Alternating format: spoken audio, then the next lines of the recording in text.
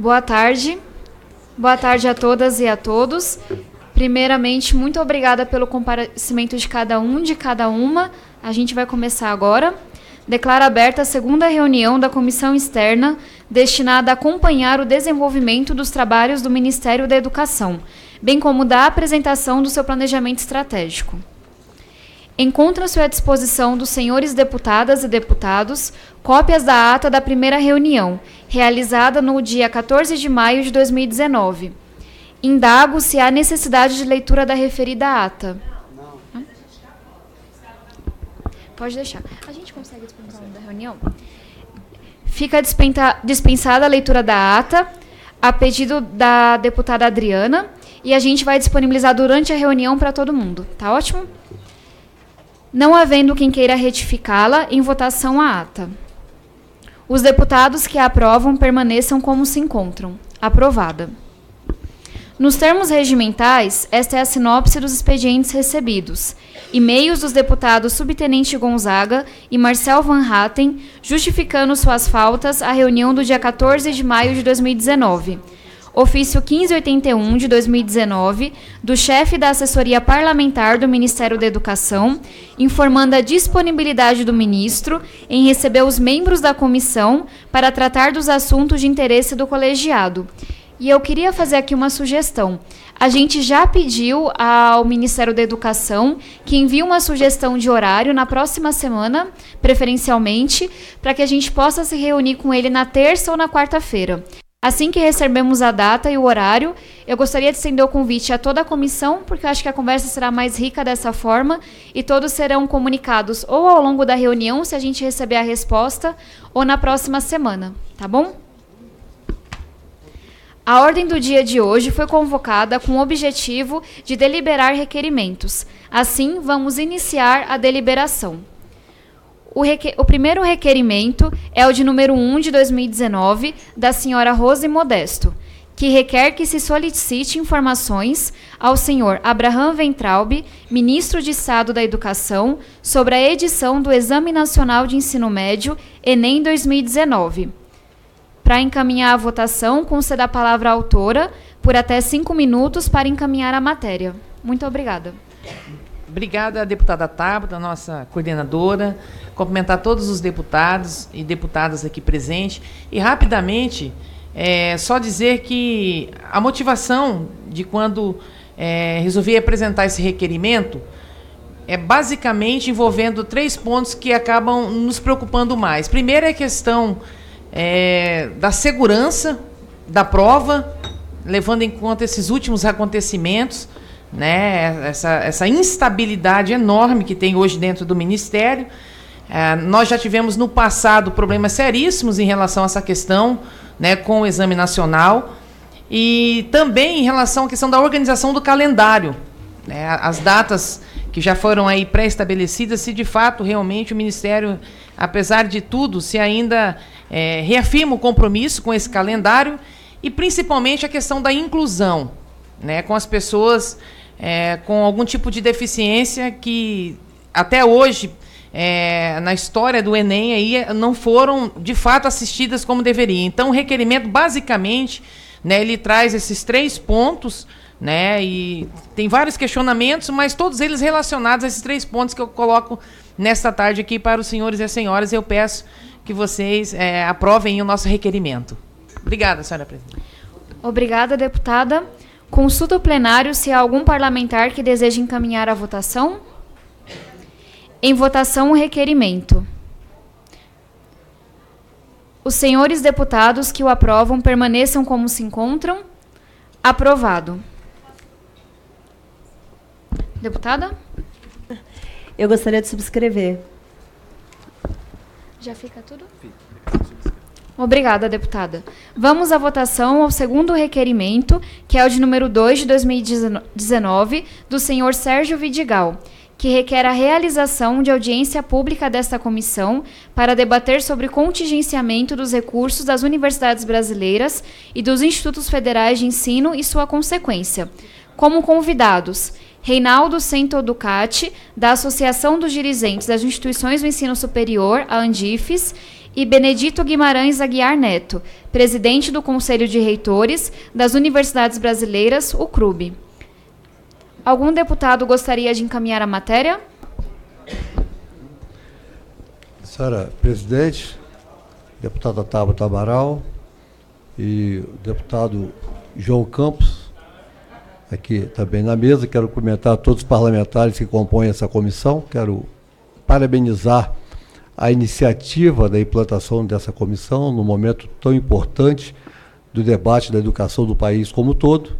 Lógico que, evidentemente, estamos vivenciando um momento o mais novo, que é o bloqueio que iniciou-se a falar como corte, depois como contingenciamento, que foi feito dos institutos federais no nosso país.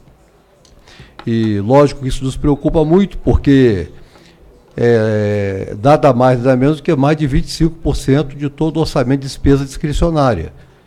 E como nós tivemos, a bancada do Espírito Santo, tivemos uma reunião prévia com o ministro da Educação, e o ministro da Educação tinha feito alguns esclarecimentos, e a gente saiu com muitas dúvidas em relação ao esclarecimento do ministro, porque quando a gente fala em contingenciamento, a gente fala no contingenciamento de forma linear, e não no contingenciamento onde a gente escolhe aonde vai contingenciar, né? Até porque, no primeiro momento, o Ministério divulgou 4 instituições federais e naquele momento, estava fazendo corte por mau comportamento e não por mau desempenho.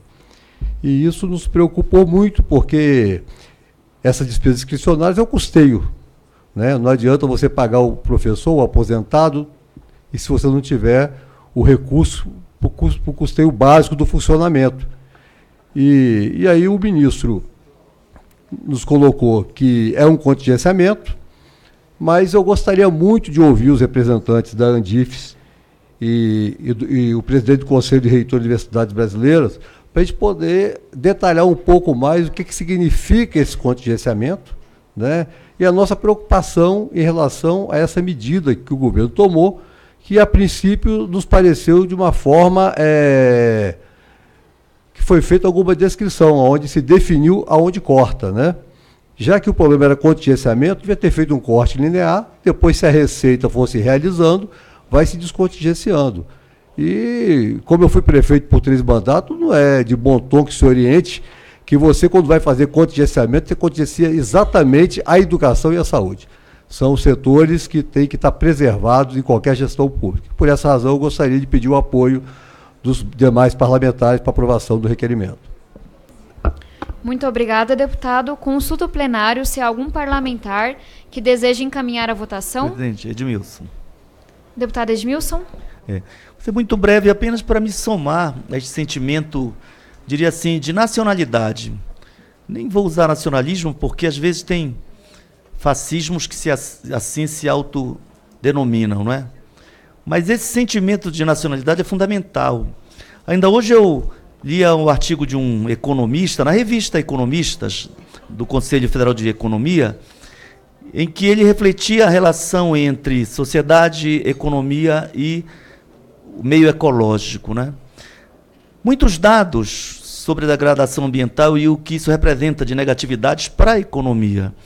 Saneamento, aqueles dados até que muitas vezes já estão meio batidos, né? Investe-se em saneamento e economiza-se em saúde, na proporção de 1:4 e tal. Mas teve um dado que me chamou muita atenção no momento da análise, que ele diz: para cada unidade de moeda, de valor de uma determinada moeda, vamos dizer o real, investida em educação, consegue-se, em termos de produto interno bruto, em termos de riqueza nacional, 1,85. Então, me chamou a atenção. Eu vou fazer um esforço de pesquisar mais para ver a base deste dado, não é? Qual é realmente o rigor da afirmação. Mas eu, como educador, não posso realmente deixar de reconhecer que, se a educação não é, digamos, o único instrumento viabilizador da construção de um futuro justo, democrático, feliz, saudável, né? Sem ela também é impossível. Então, a educação em qualquer sociedade ela realmente é instrumento fundamental para a produção do futuro. E o futuro, sonhado por mim, creio, pelos brasileiros na sua maioria, não é o futuro de criança armada com fuzil para atirar em colega na escola. Não é esse futuro. É o futuro onde a ciência e a tecnologia estejam a serviço da vida. É o futuro da justiça social. É o futuro onde um negro não seja vilipendiado pelo fato de ser de origem africana. Um indígena não seja violentado como hoje, em Carapó, no Mato Grosso do Sul. 4 crianças, 2 adolescentes envenenados por agrotóxico e calcário de um crime cometido intencionalmente por uma fazenda que está ali produzindo soja. E aí, nesse momento, como se fala do futuro de um governo que em 4 meses de instalado já liberou 165 novos produtos químicos, incluindo agrotóxicos? Não é esse futuro. Mas é exatamente até para que não haja necessidade dessa química venenosa, os centros de produção do conhecimento técnico-científico devem ser alimentados, as pesquisas não podem ser paralisadas. Os professores não podem viver de sustos, verem vilipendiada a sua imagem. Agora, ser professor virou crime, parece-me. É como se fosse um agente do crime, quer dizer, o crime não é combatido. E os professores agora têm que ser filmados e denunciados. Enfim, é um incentivo à violência contra os professores, contra a educação. Os cortes dos recursos são apenas parte desse processo de destruição da educação pública e da qualidade, que é o mínimo de qualidade que tem hoje, por conta de um esforço que às vezes é coletivo, mas é mais individual. Porque eu mesmo fiz o meu doutorado, fui para a USP, sem bolsa. No último semestre, ganhei um semestre de bolsa e consegui prorrogar uma violência depois de ter mais de 25 anos daquela altura, como professor universitário, portanto, um professor de carreira, um docente de uma universidade federal, ainda assim não mereci ter uma bolsa. Essa é uma violência institucional, mas agora se agrava. Então não é uma coisa nova de muitos governos, mas a educação não pode nunca, e seja que governo for, ser jogada na lata do lixo. Agora, me parece, a violência estrutural, ela se aprofundou e ela se dá em todas as dimensões do sistema educacional, como esse sistema como vítima. Então, parabéns aí à iniciativa, porque debater é a busca de solução para esse problema. Contingenciamento, cortes, muitas vezes é mera retórica, não é? Às vezes contingenciar é uma necessidade para qualquer governo. Não é admissível, no entanto, que educação, saúde indígena, programas sociais sejam os principais objetos desse corte chamado de contingenciamento. Obrigado. Obrigada, deputado. Consulta o plenário se há mais algum parlamentar que deseja encaminhar a votação. Em votação, o requerimento. Os senhores deputados que o aprovam permaneçam como se encontram. Aprovado. Tá bom. O seu tá bom? Passo agora ao requerimento de número 3 de 2019, do senhor João H. Campos, que requer a realização de visita técnica ao Estado de Pernambuco para verificar a eficácia do ensino integral na rede pública estadual de ensino. Para encaminhar a votação, consta da palavra ao autor por 5 minutos para encaminhar a matéria. Boa tarde, senhoras e senhores deputados. Através desse requerimento, nós pretendemos possibilitar que os membros da comissão externa tenham a oportunidade de conhecer o modelo de gestão implementado na educação de Pernambuco e o modelo de educação integral que o Estado adota. Quando a gente olha os indicadores do nosso Estado, nós conseguimos, em menos de 10 anos, sair da 21ª posição do IDEB para a primeira posição.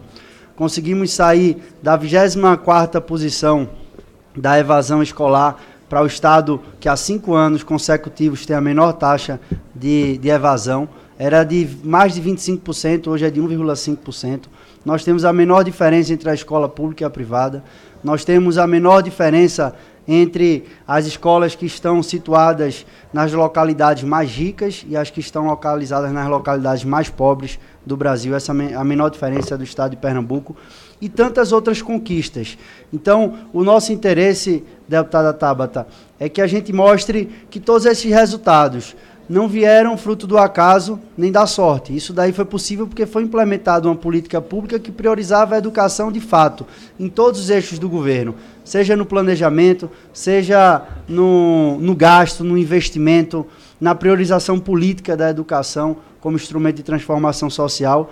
Então, ao mesmo tempo que a gente discute, que a gente tem uma comissão como essa, uma comissão de caráter externo, para acompanhar o desmonte que está sendo feito no MEC, eu acho que vale a pena a gente conhecer aquilo que é referência no Brasil. Então, quando se fala em educação de ensino médio no Brasil, não tem como deixar de se falar de Pernambuco. Então, como pernambucano e como já fui parte do governo e conheço bem a transformação que foi feita lá, eu acho que seria bom todos nós, quem pudesse, conhecer a escola pernambucana, como funciona, a escola que está na periferia do Recife, a escola que está no interior do estado e o modelo de gestão chamado Pacto pela Educação, um modelo que foi feito a várias mãos, que o Movimento Brasil Competitivo ajudou, que a consultoria de Vicente Falcone ajudou, que o governo do estado botou isso como um coração e como uma prioridade, e o que é mais importante, que vem transformando vidas em Pernambuco. Então, através desse requerimento, eu tenho esse interesse em colocar o estado de Pernambuco à disposição de todos os senhores.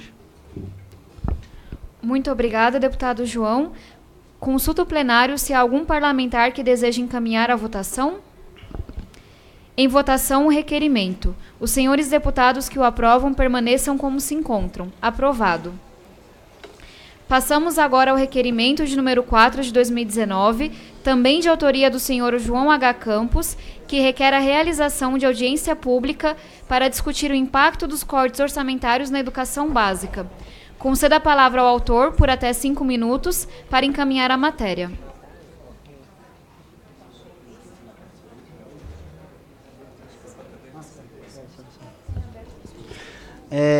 Esse outro requerimento, a nossa intenção é fazer uma audiência pública para discutir os cortes e contingenciamentos na educação básica. Por quê? Quando, à primeira vista, quando foi divulgado o corte, quando foi divulgado essa severa agressão à educação pública, se justificou que era um corte na educação superior em detrimento à educação básica. E aí todos nós temos acesso ao orçamento da União e às portarias e decretos que regulamentam isso. Todos nós vimos que isso não era verdade. O corte na educação básica foi de mais de 2,4 bilhões de reais. Então, que a gente possa fazer uma audiência pública para priorizar, o nobre deputado já colocou para a gente fazer uma sobre ensino superior e a gente poder fazer outra sobre a educação básica. A gente tem que fazer essa discussão nessa comissão e aqui eu queria colocar à disposição dos deputados a oportunidade de apresentar nomes para a gente poder fazer o convite para esta audiência pública. De pronto, eu já pensei em alguns, vou colocar aqui para o plenário, mas falo novamente que está totalmente à disposição para a gente fazer alteração ou acrescentar alguém que queira participar. Eu acho que o convite ao ministro da Educação é fundamental, o Abraham. A gente pensei no convite a um representante da organização Todos pela Educação, a um convite a algum membro da campanha nacional pelo direito à educação, um convite a Cecília Mota, que é secretária de Educação e presidente do Conselho Nacional dos Secretários, do CONSEG. Convite ao Bernardo de Almeida, que é secretário municipal de Educação do Recife, a Herbert Lima, que é o secretário municipal de Sobral, no Ceará, e ao secretário municipal de Teresina, Kleber Montezuma. Está totalmente à disposição para a gente poder acrescentar mais nomes, mas eu acho que a gente tem que trazer a educação básica para o centro do debate. Não vamos permitir que uma meia-verdade seja colocada aí para fora e confunda a cabeça de muita gente. Quando você fala, não, eu quero cortar no ensino superior para priorizar a creche, eu também quero priorizar. Todos nós queremos priorizar a educação básica. Mas nem isso significa deixar de investir na educação superior, que o investimento ainda está... O país é o 16º lugar entre os países da OCDE, no gasto per capita com aluno, então ainda é baixo, tem que aumentar, mas nós temos um desafio, acho que muito maior na educação básica. Então vamos trazer isso para essa comissão e aqui a gente poder travar esse debate.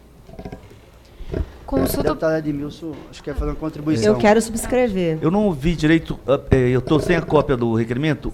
Tem proposta da Undime, Não tem a Undime. que representa os municípios, as secretárias municipais de todo o país. Isso, né? E ela é importante. muito representativa. É uma entidade reconhecida, se representação dos municípios, tem CNM, tem Associação dos Municípios do Brasil, enfim, tem umas 4 entidades.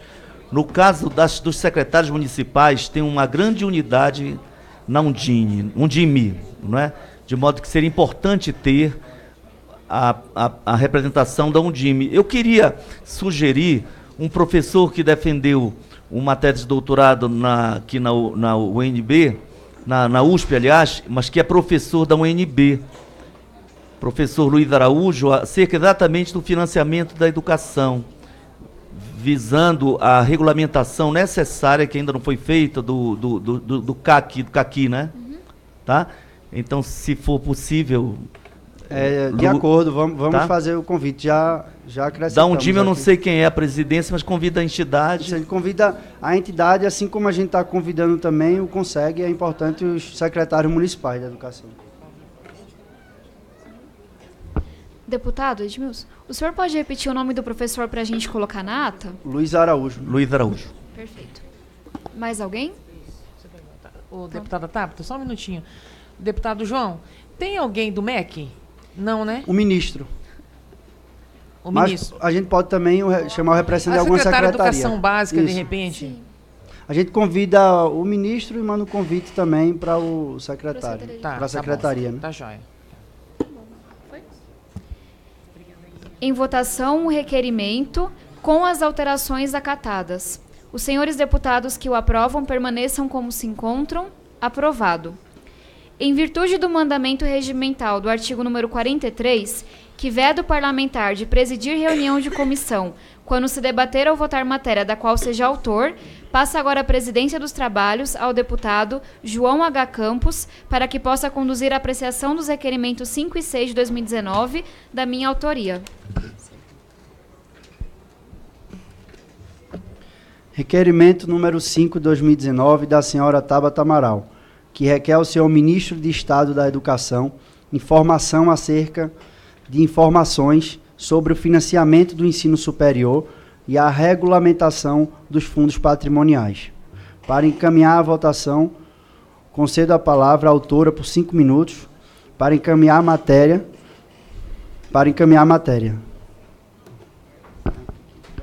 Explicando um pouco melhor o requerimento, a ideia é a gente entender financiamento do ensino superior de uma forma um pouco mais ampla. A gente teve um avanço na legislação com a Lei número 13.800 de 2019, que autoriza a administração pública a firmar instrumentos de parceria e termos de execução de programas, projetos e demais finalidades de interesse público com organizações gestoras de fundos patrimoniais. Ou seja, é uma legislação que dá maior autonomia para instituições de ensino superior de autofinanciamento, pesquisa, etc., mas que ainda não foi implementada. Então, diante desse contexto de corte, contingenciamento, bloqueio de gastos, a gente entende que, mais do que nunca, é importante que seja implementado e que as universidades tenham alguma saída para o cenário que elas estão vivendo hoje.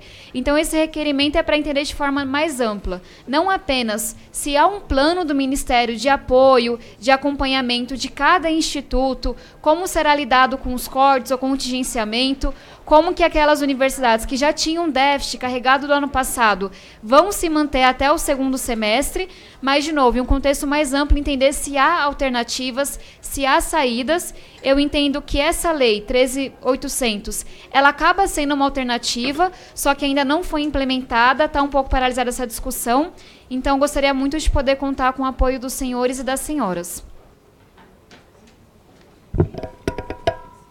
Consulta o plenário se há algum parlamentar que deseja encaminhar a votação. Eu quero subscrever também. Em votação, os senhores deputados que aprovam permaneçam como se encontram. Aprovado. Requerimento número 6 de 2019, da senhora Tabata Amaral, que requer ao senhor Ministro de Estado da Educação informações acerca do planejamento estratégico do Ministério. Concedo a palavra à autora por 5 minutos para encaminhar a matéria. No meu entendimento, uma das cobranças mais firmes que o Congresso fez ao Ministério da Educação desde seu início era de fato entender qual que era o planejamento estratégico, quais eram os objetivos e prioridades do MEC.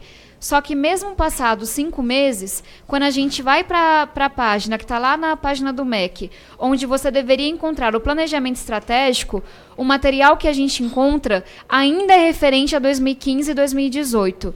Então, temos o entendimento de que essa ainda é uma falta do MEC com a sociedade, que esse é o passo número 1, apresentar diretrizes, prioridades, próximos passos, e a gente quer entender se esse material ele existe, se está sendo construído e quando e como será apresentado, não só ao Congresso, mas também à sociedade.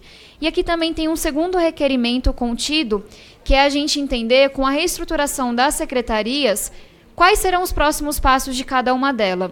Dentro do MEC, a gente tem 6 secretarias, a gente tem 10 autarquias que são de responsabilidade do Ministério, e houve uma mudança, uma reestruturação, alguns programas ficaram descobertos, então hoje a gente não sabe quem é responsável por eles, e há uma preocupação muito grande com esse dia a dia do Ministério.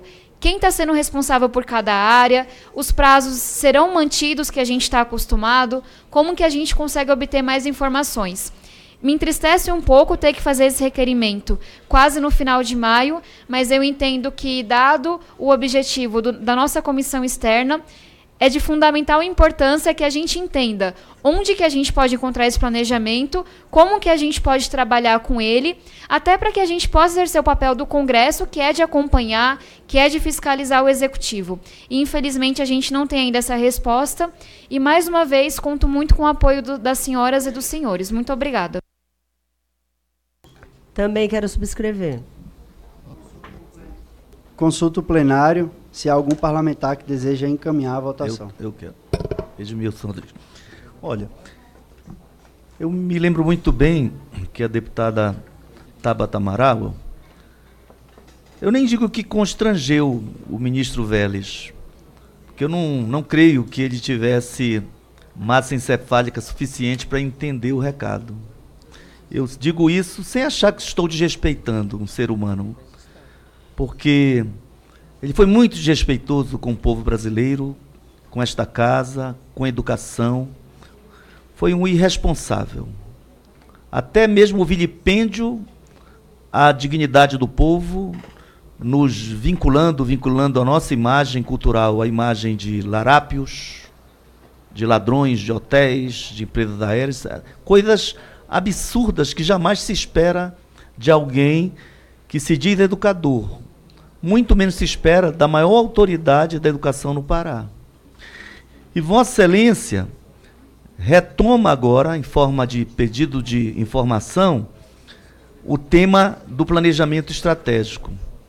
Qualquer cidadão menos informado tem o direito de dizer, não tem coisa mais importante, mas qualquer pessoa que se disponha a participar da gestão de um órgão público sabe que é impossível agir seriamente sem um plano.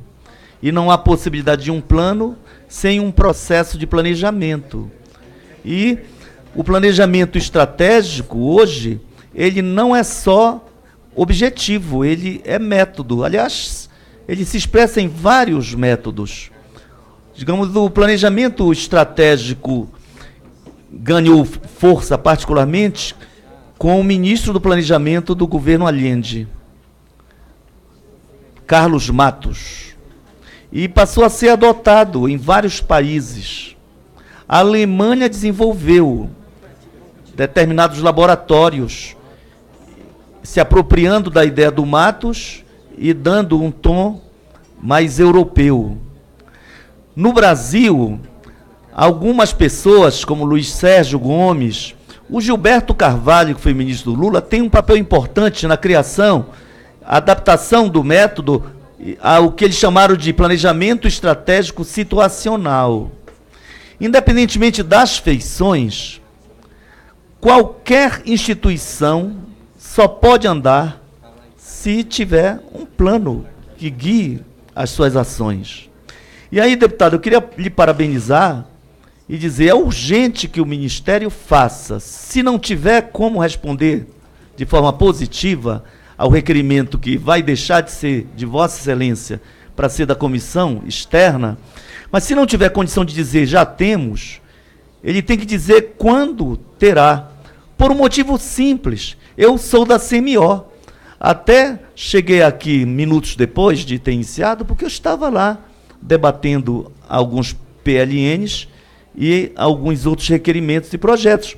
Então, como é que nós vamos discutir um plano plurianual, uma lei de diretrizes orçamentárias, o que constará ali como estratégia para o desenvolvimento do sistema de educação nacional, em todos os níveis? Né? Então, não é possível termos resposta para isso sem um planejamento estratégico. Né? Que realmente programas são estratégicos e que devem constar. Quais são as metas a serem perseguidas? Qual a relação dessas metas com o Plano Nacional de Educação, que infelizmente, pelo menos até este momento, virou letra morta? Né? Então, são essas ponderações, a meu ver, para justificar o meu voto favorável e, assim, lhe parabenizar pela iniciativa que é realmente de grande relevância estratégica e, portanto, de grande importância, até mesmo imprescindível para o futuro do país. Obrigado. Posso só fazer uma parte?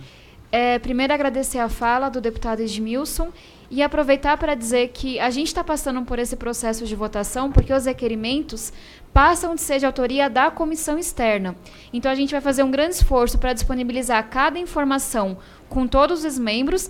Primeiro, de novo, porque isso fortalece o nosso papel de fiscalizadores, de quem acompanha o executivo, mas também porque tudo isso vai nutrir os nossos subrelatores e relator para comporem o nosso relatório. E acho que é importante reforçar que, com esse relatório, a gente consegue não só entender o que de fato está acontecendo no que tem de mais concreto da educação, mas também conseguimos fazer sugestões para a Comissão de Educação, para a Câmara como um todo, para o plenário, para que a gente possa ser ativos nesse processo e, ao contrário do que aconteceu nos últimos meses, que a gente não fique assistindo mais 3, 4, 5 meses e conclua que esse ano foi perdido para a educação brasileira. Então, agradeço demais de novo o apoio de cada um de vocês, em especial do deputado, e quero dizer que a gente vai se esforçar muito para compartilhar com todo mundo as informações. Informação é poder, e acho que no caso da educação isso se faz ainda mais presente. Muito obrigada. Vamos para a votação. Em votação, o requerimento. Os senhores deputados que o aprovam permaneçam como se encontram. Aprovado. Devolvo a coordenação à deputada Tabata Amaral.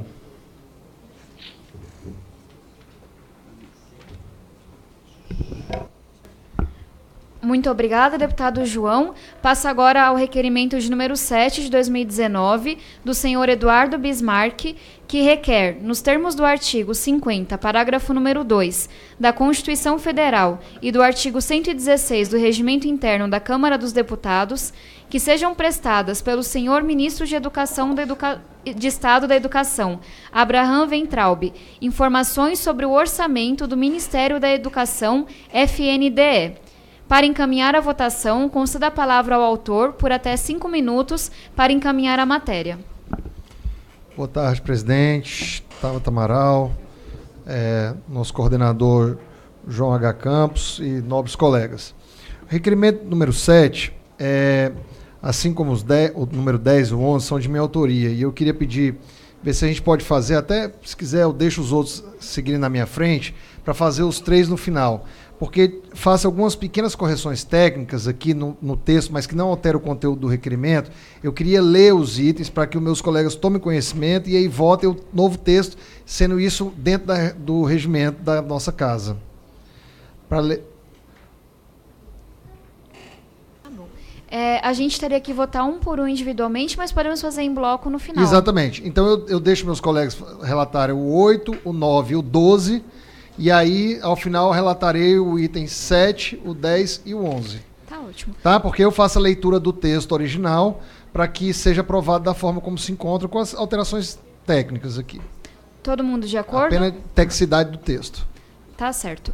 Passamos então agora ao requerimento número 8 de 2019 do senhor Felipe Rigoni, que solicita informações ao senhor ministro da Educação, Abraham Weintraub, quanto à metodologia utilizada para o planejamento estratégico dos programas do Ministério da Educação. Conceda a palavra ao autor por 5 minutos para encaminhar a matéria. Bom, boa tarde a todos. Coisa bem rápida, assim, ó. O que a gente precisa entender é, já que será feito, ou pelo menos suponhamos que será feito um planejamento estratégico para superar os desafios da educação brasileira, a gente precisa saber com qual metodologia que ele vai definir essas metas e como é que ele vai traçar o mapa, né, a rota de atingimento dessas metas, para que a gente, como, né, relatores e comissão externa de avaliação, consigamos, obviamente, avaliar todo esse planejamento estratégico do próprio ministro. Muito obrigada, deputado. Consulta o plenário se há algum parlamentar que deseja encaminhar a votação. Em votação, o requerimento. Os senhores deputados que o aprovam permaneçam como se encontram. Aprovado.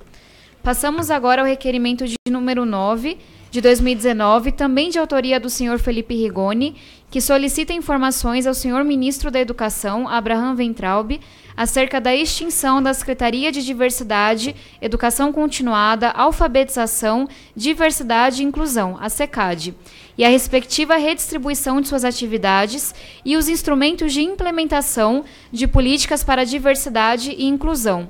Conceda a palavra ao autor por até 5 minutos para encaminhar a matéria. Bom, como já bem descrito pela própria presidente, tivemos a extinção, né, da Secretaria de Diversidade, de Programas de Diversidade, e a alocação de algumas matérias, como educação especial e etc. E outros assuntos, como educação indígena, educação de povos tradicionais e etc., a gente ainda não sabe em que lugar que de fato vai ser feito, né? Quem é que vai tomar conta disso, quais são as principais mudanças previstas para esse tipo de educação, né, para essa área da educação. Então, esse é o requerimento para a gente conseguir esclarecer essas dúvidas para nós. Obrigada, deputado. Consulta o plenário se há algum parlamentar que deseja encaminhar a votação. Deputado Edmilson. Gostaria. Quero parabenizar pela iniciativa do deputado Felipe. Realmente é uma informação extremamente necessária e nós estamos em fase de debater os projetos de reforma administrativa, reforma global administrativa, né? E que certamente é importante o tema como informação e não vejo nenhuma contradição, mesmo que, eventualmente, a medida provisória 870 venha ser antecipada em termos de votação, né? Porque é muito sério, na verdade, muitos governos passaram desde a Constituição Federal, e eu quero assim até despartidarizar e desideologizar, não é? Os artigos, em particular os artigos 231 e 232 da Constituição, os que tratam dos direitos indígenas, reconhecem que são etnias, são povos com cultura própria, com um modo de ver o mundo, uma base filosófica, né? Uma visão cósmica do mundo, não é? E toda uma visão, inclusive, sobre o nascimento do mundo, religiões específicas, deuses específicos, não é? E línguas específicas, línguas diferentes. São 274 línguas vivas indígenas no Brasil, não é? E é muito triste ver línguas desaparecerem, não é? Não há como respeitar um povo desrespeitando o seu direito linguístico. Não há como. Porque quando o Caetano repete uma ideia do poeta português, que minha pátria é minha língua, não é? Nada é tão verdadeiro para afirmar a identidade de um povo do que a sua língua, né? Então, alguns vão usar o argumento de soberania nacional. Aliás, o atual ministro Augusto Heleno foi contra a decisão do Supremo, que consolidou o direito previsto na Constituição em favor de 5 etnias, como os Wapixana, aliás, os Wapixana, da deputada Joênia, né, os Macuxi, entre outros povos, em Raposa Serra do Sol. O argumento dele era o risco à soberania nacional. Qual é a tese muito frágil? Porque não há, entre os povos indígenas, nenhuma ilação a qualquer possibilidade de deixarem de serem brasileiros. Olha que os Guaranis estão em vários países do Cone Sul. Nenhum Guarani Kaiowá, nenhum Guarani lá de São Paulo dirá: eu quero soberania territorial. Nenhum dirá. E nunca nenhum disse. Ao contrário, o militar Rondon teve a sabedoria, a riqueza de entender os indígenas, confiar nos povos indígenas, e essa confiança gerou a defesa do território e a consolidação das nossas fronteiras, feitas principalmente pelos povos indígenas das fronteiras, tendo em vista a incipiência das Forças Armadas, ou seja, da sua presença nas áreas, desses mais de 17 mil quilômetros de fronteiras secas, para não falar das fronteiras da nossa costa, né? Que se a gente fala em tráfico de armas e drogas, em contrabando, né? Contêineres chegam com lixo da Europa, como recentemente foi denunciado, de países europeus, vários contêineres com lixo. Como? Quantas armas, quanta coisa vem pelos portos, e não há hoje um investimento para conter esse crime. E quando se fala em controle das fronteiras, vai se falar na fronteira com o Paraguai e em outros poucos pontos desses mais de 17 mil quilômetros. Então, há uma fragilidade enorme. Não fossem os povos indígenas, nós não teríamos o mesmo território, não é? Então, é de fundamental importância, portanto, que a educação respeite essas diferenças, não é? Na verdade, o governo, como tem ódio contra indígenas, contra quilombolas e contra a comunidade LGBT, extinguiu simplesmente, sem dar explicação, a esta secretaria que cumpria este papel, inventando a história do kit gay, que nunca foi provado. Aliás, foi mostrado um fake físico, um livro para todos os brasileiros, na entrevista que o candidato Bolsonaro deu à Rede Globo, e é importante que o povo saiba. Aquilo era uma mentira. Forjou-se uma ideia de que os governos do PT, partido do qual eu pertenci desde 2005, faço oposição, e fui oposição ao governo, eu falo com a moral de ser de esquerda e ter feito oposição aos governos Lula e Dilma, de esquerda e programática, mas de oposição. E moral de não ter ocupado um cargo. O PSOL não teve um cargo em nenhum ministério estatal. Então, mas criou-se essa ideia para justificar essas ações, essas atrocidades contra a democracia, porque contra o futuro. Então, a diversidade brasileira nos enriquece. O presidente é de origem italiana, viva. Foi feita uma matéria na Globo, no Fantástico, para dizer, entrevista com seus primos, lá no interior da Itália. Qual é o problema? A Dilma Rousseff também.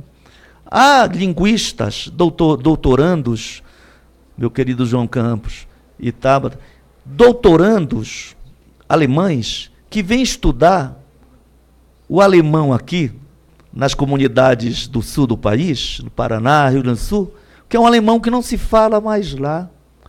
Há dialetos que desapareceram na Itália, por exemplo. Todas as regiões italianas têm seus dialetos. Alguns estão gravados, registrados por linguistas, mas já não são mais falados. Mas no Brasil são falados. Então esse país é de uma riqueza enorme. Você tem uma colônia ucraniana no Brasil, mas eles falam ucraniano que é entendido por alguns. Porque a cultura é dinâmica e a língua é dinâmica. Os professores de língua clássica na USP, por exemplo, eu tenho um amigo que é filho de 2 professores de grego antigo, publica um livro de grego antigo, ele brinca com o pai. Para que o senhor publica isso, pai? Nem os gregos vão entender, porque os gregos da atualidade não falam grego antigo.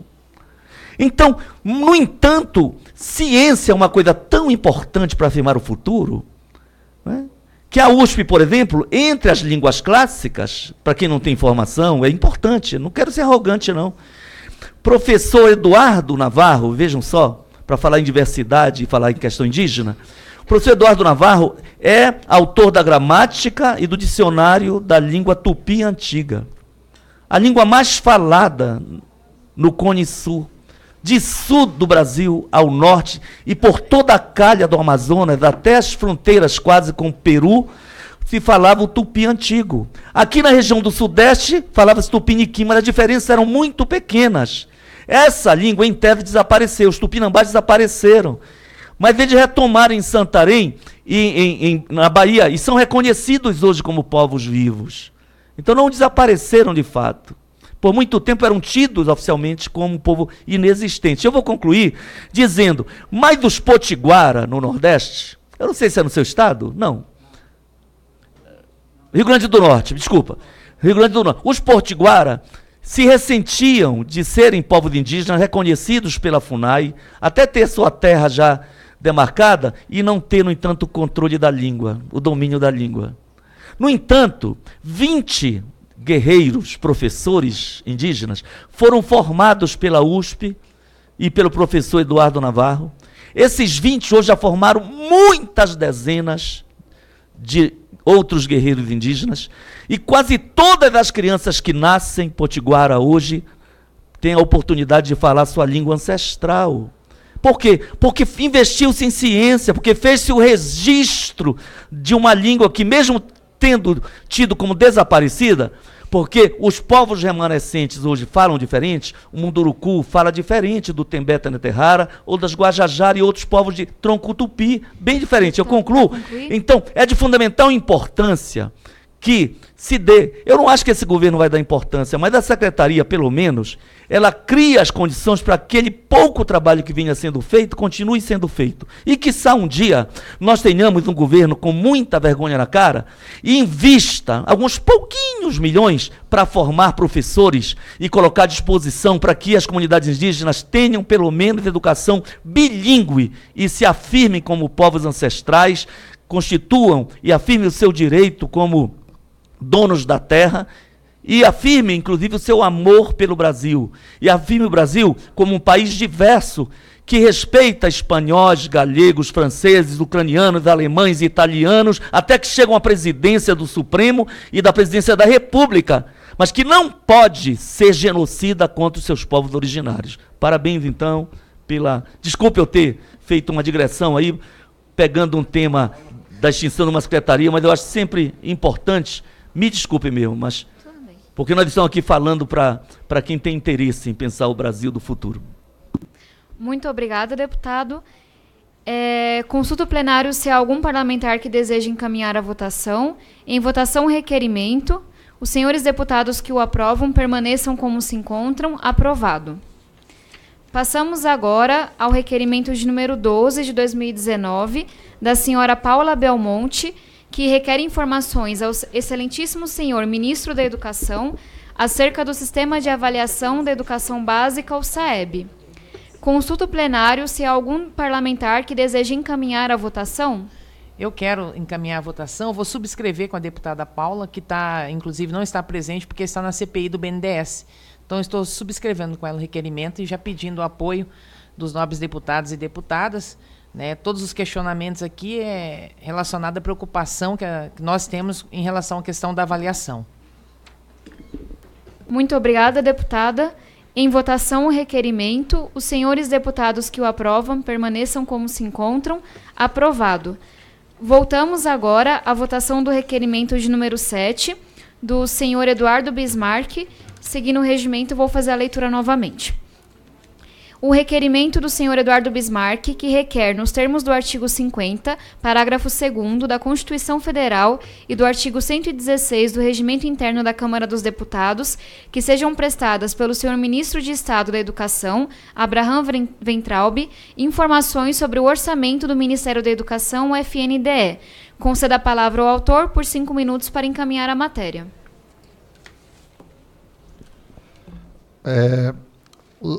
Lendo o texto do requerimento, o valor da despesa executada, nesses termos requisita-se informações sobre: número 1, o valor da despesa executada em obras e equipamentos pelo Fundo Nacional de Desenvolvimento da Educação, FNDE, no exercício de 2018. A previsão de valor de despesa a ser executada no exercício de 2019 em obras e equipamentos pelo Fundo Nacional de Desenvolvimento da Educação. O valor da despesa executada até o momento de 2019 por Estado e Distrito Federal pelo Fundo Nacional de Desenvolvimento da Educação. O objetivo aqui é a gente analisar, fazendo uma comparação 2018-2019 e tendo uma previsão de 2019, qual que é a estratégia do FNDE e quanto que ele pretende executar, o que foi executado no ano de 2018, para a gente comparar o que vai ser executado em 2019 e o que foi executado até o momento pelo FNDE. Consulta o plenário se há algum parlamentar que deseja encaminhar a votação. Em votação, o requerimento com as alterações. Os senhores deputados que o aprovam permaneçam como se encontram. Aprovado. Passamos agora ao requerimento de número 10, de 2019, também de autoria do senhor Eduardo Bismarck, que requer, nos termos do artigo 50, parágrafo 2º da Constituição Federal e do artigo 116 do Regime Interno da Câmara dos Deputados, que sejam prestadas pelo senhor Ministro de Estado da Educação, Abraham Weintraub, informações sobre o orçamento do Ministério da Educação. Conceda a palavra ao autor por 5 minutos para encaminhar a matéria. Bom, o requerimento número 10, nesses termos, lido pela senhora presidente, requisitam-se informações sobre: número 1, o valor da despesa discricionárias RP 2 e 3, autorizada na Lei Orçamentária para o exercício de 2018 por Instituição Federal de Ensino Superior.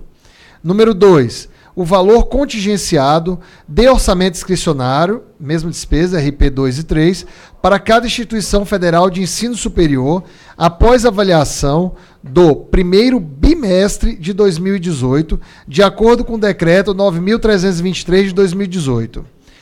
Item número 3, o valor contingenciado do orçamento discricionário, RP 2 e 3, para cada instituição federal de ensino superior, após avaliação do primeiro bimestre de 2019, de acordo com o decreto 9741 de 2019. E item 4, o valor executado em cada instituição federal de ensino superior até o momento, com recursos discricionários previstos para o exercício de 2019. Aqui, senhora presidente, nobres pares, peço o apoio de vocês para que aprovemos esse requerimento, que segue a mesma lógica, da gente observar o que foi gasto, o que foi gasto em 2018, para as instituições de ensino superior, as federais, institutos federais, as universidades federais, os institutos federais, e também ver uma comparação com o que está previsto para 2019, o que foi gasto até agora e o que está sendo contingenciado. Muito obrigada, deputado. Consulta o plenário se há algum parlamentar que deseja encaminhar a votação. Em votação, o requerimento com as alterações. Os senhores deputados que o aprovam permaneçam como se encontram. Aprovado.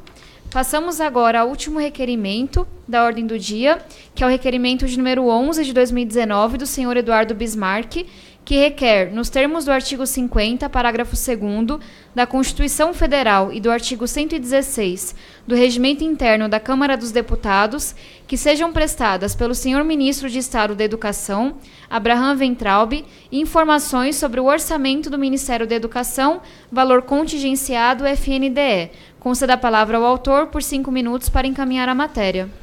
Bom, senhora presidente, nobres colegas, também peço apoio na aprovação do requerimento número 11, seguindo o texto. Nesses termos, requisita-se informações sobre: número 1, o valor da despesa orçamentária contingenciada destinado à execução de obras e compras de equipamentos pelo Fundo Nacional de Desenvolvimento da Educação, FNDE, no exercício de 2019. Número 2, a quantidade de obras cadastradas no par com impedimentos e inconsistências que impeçam o pagamento das parcelas a serem repassadas para os municípios, estados e Distrito Federal. Ponto. Bom, esse requerimento aqui é muito importante porque há hoje uma grande queixa dos gestores públicos com relação a recebimentos do FNDE. Tem uma dificuldade muito grande hoje no país inteiro que esse dinheiro chegue na ponta. E o problema não é necessariamente orçamentário. É também, mas muitas vezes o problema é de questões de sistema, de falta de comunicação entre os gestores e os órgãos públicos e o FNDE. Isso está gerando uma série de inconsistências no Brasil inteiro. Nós temos milhares de obras paradas no Brasil inteiro, não é uma questão pontual de um estado ou de um município. E, como eu disse na nossa última reunião, apesar de nós termos um presidente do Fundo Nacional de Desenvolvimento da Educação extremamente preparado, bem intencionado, e que eu tenho certeza que pretende fazer um belíssimo trabalho lá, hoje a gente precisa quebrar esse gargalo no Brasil. A gente precisa resolver isso. É um grande gargalo que a gente tem no nosso país e que está atrapalhando a economia, a educação como um todo. Então a gente precisa entender melhor como é que está funcionando esse sistema do FNDE, e eu acho que a gente começa sabendo a quantidade de obras que estão aí com inconsistências e impedimentos de receber recursos, mas que estão em andamento, esperando por esses recursos. Muito obrigado, peço a aprovação dos nobres colegas, nobres pares, para este requerimento também. Número 11. Muito obrigada, deputado Eduardo. Consulta o plenário se há algum parlamentar que deseja encaminhar a votação. Em votação, o requerimento com as alterações. Os senhores deputados que o aprovam permaneçam como se encontram. Aprovado. Antes de encerrar a reunião, gostaria de agradecer a presença de todos e convocar a reunião ordinária para o próximo dia 4 de junho. Lembrando que a gente vai fazer as reuniões quinzenalmente, conforme aprovado no plano de trabalho. Terça-feira, às 14h30, com pauta a ser informada posteriormente. Gostaria de reforçar que a gente aceitou o convite do ministro da Educação para uma reunião lá no MEC com a comissão externa. Não conseguimos ainda algumas opções de horários e datas, mas assim que o ministro da Educação e sua equipe enviar para a gente, todos os membros da comissão serão convidados e seria muito bom poder contar com a participação de todos. Aviso também que a gente vai criar um grupo de WhatsApp para quem, obviamente, quiser estar nele, para compartilhar os requerimentos que vão chegando. Dessa forma, a gente consegue estar na mesma página em todas as reuniões e também para que os senhores nos ajudem com o quórum, que para essa comissão externa, que é a maior de toda a história dessa Câmara, é sim uma dificuldade que a gente venceu todas até agora. Agradeço mais uma vez a cada uma que esteve aqui presente.